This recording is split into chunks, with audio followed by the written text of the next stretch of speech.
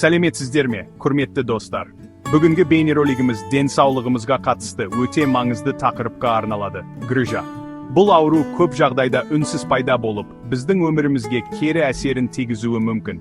Грыжа дегеніміз не, оның пайда болу себептері қандай, және ең бастысы, одан қалай сақтануға болады? Осы сұрақтарға бірге жауап іздеп көрейік. Бұл ақпарат әрқайсымыз үшін өте маңызды. Себебі денсаулығымыз ең басты байлығымыз. Бүгінгі бейнеролигімізде грыжаның түрлері, белгілері, емдеу жолдары, сондай-ақ алдын алу шаралары жайлы кеңінен айтып өтемін. Денсаулығыңызға бейжай қарамай, бейнероликті соңына дейін көріңіздер. Қарапайым тілмен айтқанда, грыжа бұл ішкі органның немесе оның бөлігінің бұлшықет қабатының немесе басқа тіндердің әлсіз жерінен шығып кетуі. Мысалы, ішек илмегі іштің алдыңғы қабырғасының әлсіз жерінен шығып кетіп, томпайып тұрса, бұл кіндік грыжасы деп аталады. Грыжа кез келген жаста пайда болуы мүмкін. Бірақ көбінесе ауыр жұмыс істейтін ер адамдарда, семіздікпен ауыратындарда және жүкті әйелдерде жиі кездеседі. Грыжаның пайда болуына бірнеше факторлар әсер етуі мүмкін.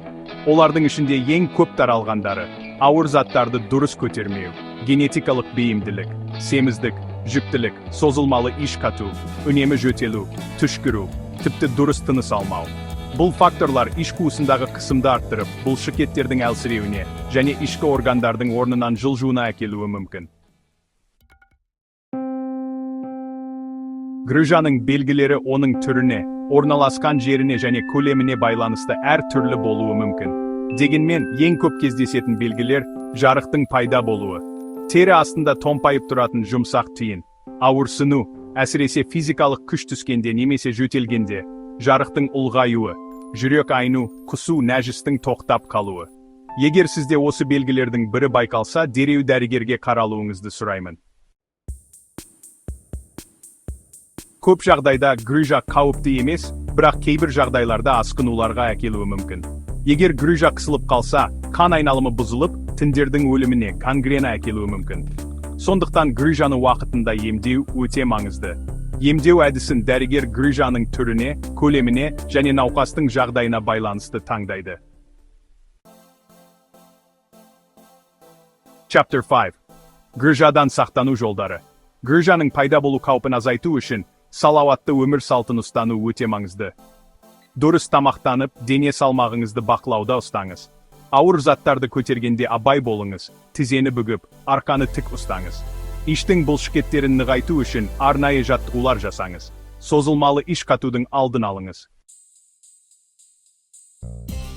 Chapter 6. Грыжаның түрлері. Грыжалар орналасқан жеріне байланысты әр түрлі атауларға ие.